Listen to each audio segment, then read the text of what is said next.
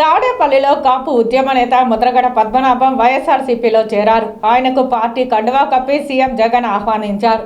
కాపుల ఆశయాల దిశగా అడుగులు వేస్తున్నది సీఎం జగన్ మాత్రమేనని ముద్రగడ పద్మనాభం తెలిపారు.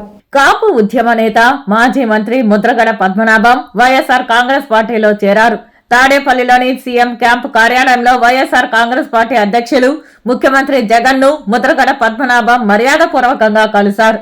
ఈ సందర్భంగా ముఖ్యమంత్రి జగన్ సమక్షంలో ముద్రగడ పద్మనాభం ఆయన కుమారుడు గిరి వైఎస్ఆర్సీపీలో చేరారు. ఈ మేరకు సీఎం జగన్ వారికి వైఎస్ఆర్సీపీ కండువాలు కప్పి పార్టీలోకి ఆహ్వానించారు. కాపు సామాజిక వర్గ అభ్యున్నతికి పాటుపడుతున్న సీఎం జగన్ కృషిని పురస్కరించుకుని కాపు నేత ముద్రగడ పద్మనాభం వైఎస్ఆర్సీపీలో చేరారు. ఈ సందర్భంగా ముద్రగడ మాట్లాడుతూ రానున్న సార్వత్రిక ఎన్నికల్లో కాపు సామాజిక వర్గం వైఎస్ఆర్సీపీకి మద్దతిచ్చి కాపుల ఆకాంక్షలు నెరవేర్చేందుకు దోహదపడాలని పిలుపునిచ్చారు.